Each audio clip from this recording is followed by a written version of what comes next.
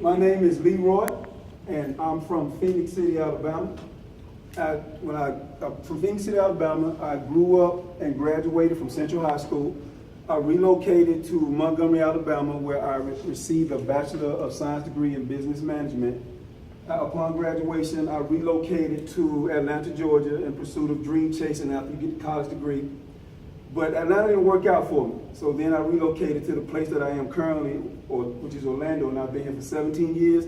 And I just want to say to everybody, I love it, and my feet love it, and I'm so glad to be here. The title of my speech today is How Poetry Found Me with the Love of My Mother. I want to start off by telling you guys a real funny story about how I got to the title.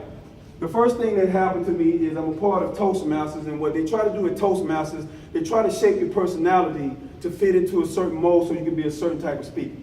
I speak loud anyway, I project to the back of the room, all that was really, really great. But Mike and everybody tried to fine tune my hands gesture because I use my hand a lot, so I'm gonna try to bring that down. And then I joined the Les Brown Maximum Achievement Team, and what Les Brown is trying to teach me is how to influence the audience. So when I came up with my title, I got a chance to speak with Miss Ona Brown. And she has something that she called a hot seat. And what the hot seat basically does is you get on the conference call and you put yourself in a vulnerable position to have your speech broken down so that they can try to make sure you get the maximum improvement for the audience. So I went through this process. And I told Miss Ona Brown, the first thing I wanted the audience to do when I got ready to do my presentation was to have them to stand. Not one time, not two times, but 3 times. I was going to have this wonderful audience to stand 3 times with me so we can kind of go through the piece that I wrote about my mom so you guys can see that. So she said, Leroy, if I came to see someone speak and do poetry, I would not want to stand 1 time. I definitely wouldn't want to stand 2 times. And you could never get me to stand 3 times. So she said, well, I think we need to scratch that idea. So I scratched that idea. When we got to the content of the work, I gave her each pillar that I had. And every time I gave her a pillar, she asked me a very important question that I'd like to share with you guys. She said, why are you breaking it down this way? She said that if you are going to make your audience a part of what you're doing, you can never make a speech about you. Like, I can't get up here and tell you my story. And my initial breakdown was to tell you my story and how I got to poetry. But she said, if you're going to make it dark and real heavy, I don't think you need to do that approach. So I said, okay, once again, I'm going to abstain from that approach, and I'm going to try a holistic, happy, try to make everybody understand approach so everybody can understand what was going on. When we got to the conclusion, she said, well, tell me about your mom. The only thing I could really tell her was that I really loved her, and I cared about her tremendously, and everything that I do is because of her. And she said, well, that sounds good as a conclusion. And I said, thank you, ma'am. I will take this to the people and let the people judge it. So after we was done with that, I had to go back and re-script everything that I had so that when I come to everyone, it would be broken down to the level that you would understand and that it wouldn't be so much about me. The first thing that I want to say to everybody is my mom gave me 4 pillars that when you're a child, you don't really think about them. You just live your life and you say to yourself, okay, mom, I understand. I'm going to go outside and play and I'll be back in a few minutes. When I was young, the first thing she said to me was, to me and my brothers and sisters, she said, I want you all to know that I love you and I want what's best for you.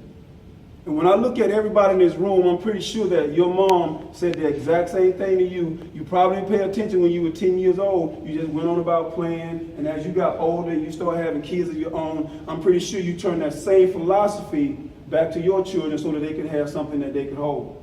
My mom said, I love you all and I want what's best for you. And as a 10-year-old child, I understood clearly what she meant, but I didn't understand what she meant until she passed away, and I'll get to that later. And while I was 10 years old, I was running, playing, and doing all those great things that 10 years old do. And if I stepped out of line, there was a little discipline that came with the love. You just can't have free love and no discipline when you're 10 years old. I mean, I'm out there running, I'm fighting, I'm pushing my sisters, I'm pushing my brother. She'll pull me to the side and say, son, that is no way to be. Because if you're fighting now, you're going to end up fighting later on. So don't mess with your brothers and sisters. I took that advice, and now I impart that to myself. Now that I understand I'm older, I realize that love has discipline, and that love will carry everything else, even when you have pain or even when you have joy. The love is that universal concept that we all must have. And my mom before she passed, she always said to me, even when I went to college, I love you and I want what's best for you.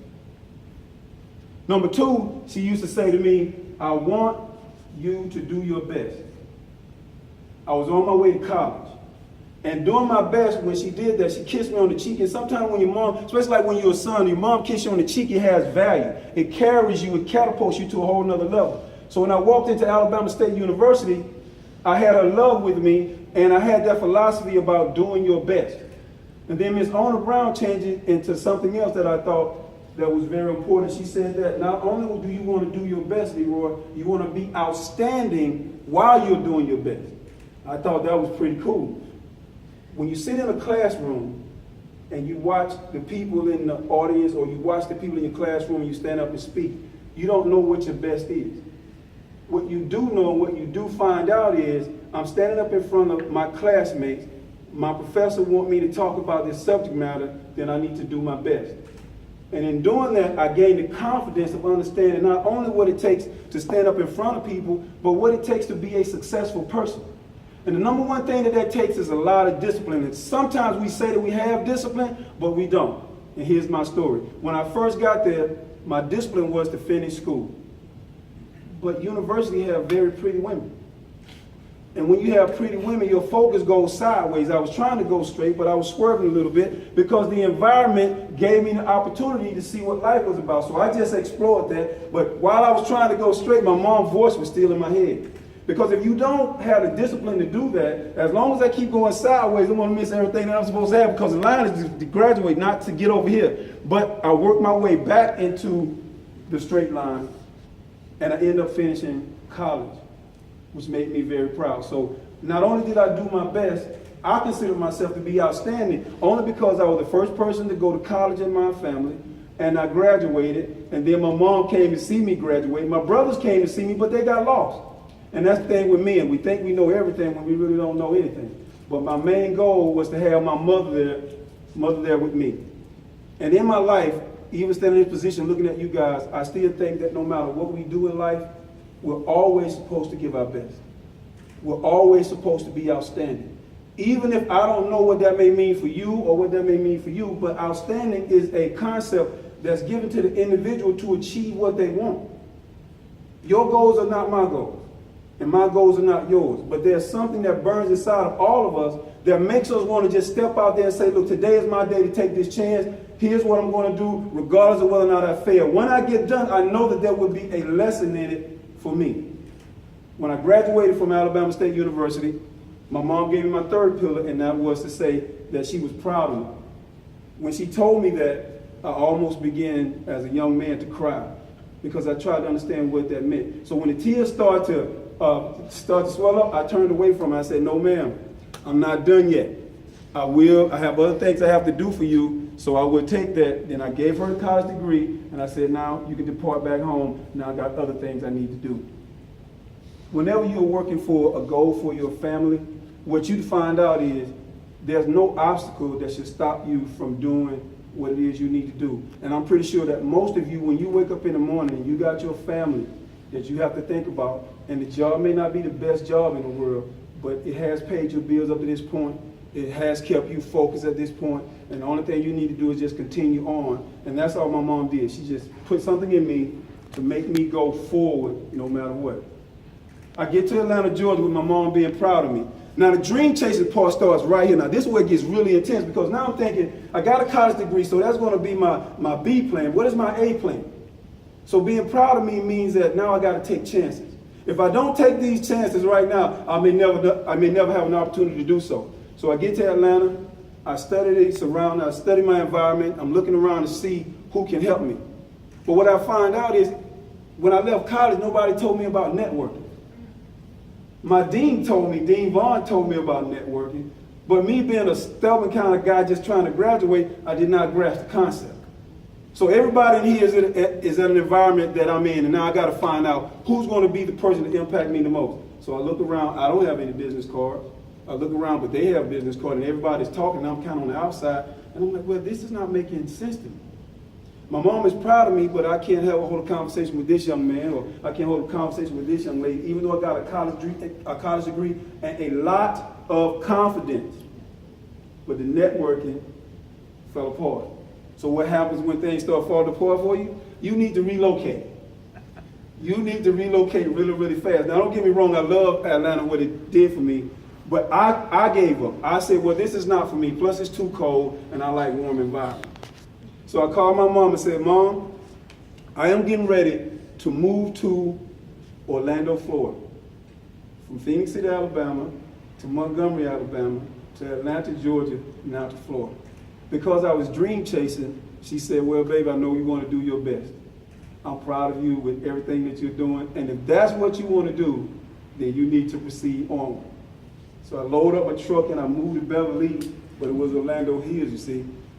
So when I got here, the first thing I took in was how beautiful the weather was and how my feet reacted to that weather. Because when in Atlanta, my feet were really cold and I felt really bad. But here, the temperature was so smooth that my body just agreed with the environment.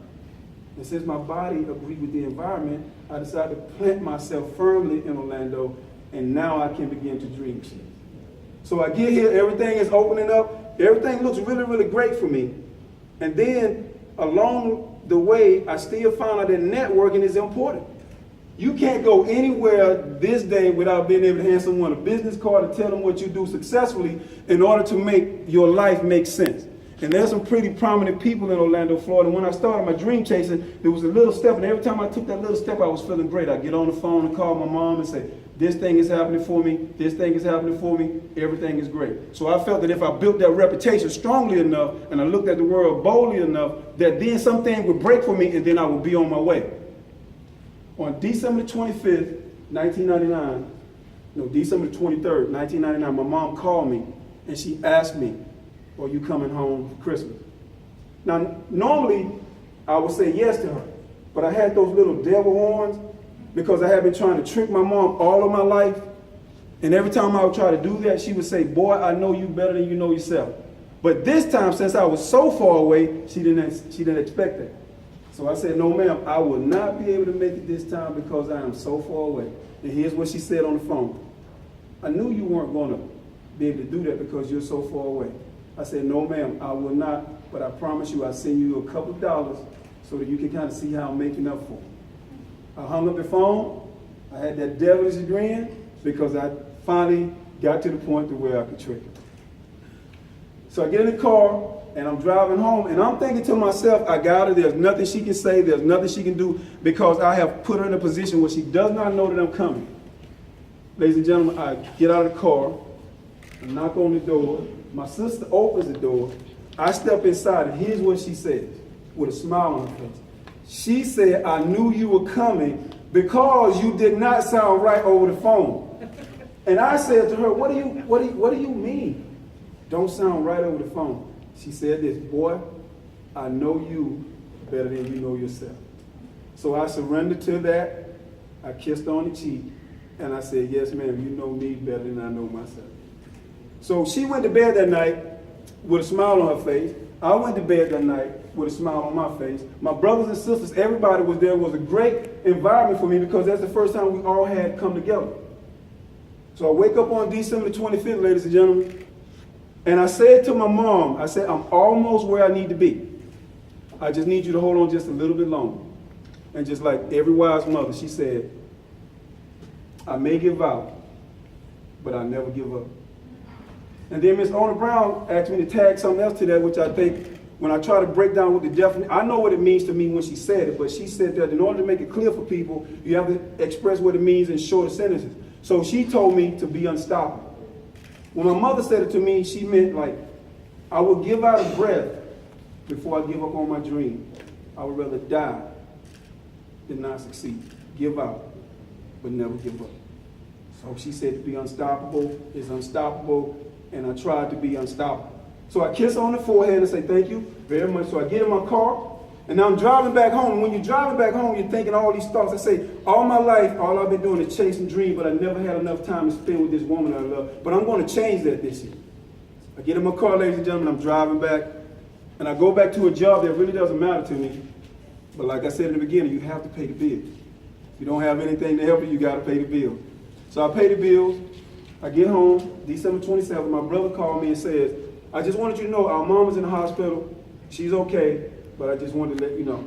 I said, oh, fine. A few minutes later, my mom called and she said, you don't have to come back because you were just here. You just need to go ahead and do what you need to do. Don't worry about me. If anything goes wrong, we'll call you. January the 1st, 2000, my sister called, and our mother is gone. And the last pillar that she gave me, giving up and never giving up, was something that threw me. If there's a universe outside of this universe, that's how far I was thrown. Because I did not expect, nor did I anticipate that happening so soon. You see her on Christmas. She passes away on the 1st, and then we bury her on her birthday. Purely coincidental. It wasn't planned. It just worked out that way. So once we put the body in the ground, now I have to come back up here and I have to deal with Orlando in my dreams. I have to deal with this. But when something initially happens to you, there's no books that you can read. There's no psychologist that you can talk to that can take that pain away on the very first day. It can't take it away on the second day. It can't take it away 1 month from now. It couldn't take it away 3 months from now. But when I got to month 6 in my life, it was just too much for me to take in. So in a call for mercy, I said to God, I said, you're going to have to help me with this. Because if you do not help me with this, I don't think that I'm going to make it. And as soon as I could say that to the universe, this is what happened. This is the very first piece that I wrote in honor of my mom, and it has allowed me to not only write that I published 10 books because of that, and I'm working on my 3rd series as well. And the poem is titled, Here We Go. And here's how it happened. So let me set the stage. When I was told to write, I had to sit down in my apartment at the time. I didn't have any furniture at all, just a chair and a bed, which was really good at the time. So I had my windows open, spread wide, and the sun was coming in. And when I sat down, the piece went like this. Here we go, right at the beginning, where all things seem to want to end. Here we go, never observing the universe. Here we go, never looking or listening to the sun, the rain, the clouds, and all things natural. Here we go, never questioning the things within, where all confusion starts and where things never end. Here we go, trying to rise above a cloud when we're not wise. Here we start to leave our beds when our minds and hearts are never really fed. Through confusion we move because we think we have a groove, never knowing we're playing a game where most of us lose. But here we start to question from our beds. Here we start with an answer in our head. We are questioning now, and we can begin to see that we can remove the clouds and really begin to understand me. Here we have found a simple key to life, love, and the end of misery. For if you can question your inner soul, there will be a key for your simple soul to behold. Life made easy, can't you see? Once you begin to question, then you begin to see that life, love, and misery all begins with me. When I went back, ladies and gentlemen, to look at that, because Oprah has this thing, that if you go back through your history, you can find out who you are. Well, I'm not a poet. I wasn't a poet, but proud of that, because I was just a dude that could barely write a research paper to get through college. But when the universe speaks to you, and it speaks to all of us at any given time, it gives you a gift, and you have to follow that gift to its logical conclusion. The 10 books that I've written, I solely dedicated them to my mom. And here's some I haven't revealed to anybody. Once I got to 10, the universe stopped responding as rapidly as it needed to, because I needed to heal in order to be whole. I can only stand up in front of you now because after all that writing, I had the confidence to say to the human family that we all have struggles, we all have sacrifice, and what we must do every day is to tell ourselves that we love ourselves regardless of the situation and get out here and make a difference in your life every single day. And like Mr. Les Brown said, this is my story, and I'm sticking to it. Thank you, ladies and gentlemen. Appreciate your time.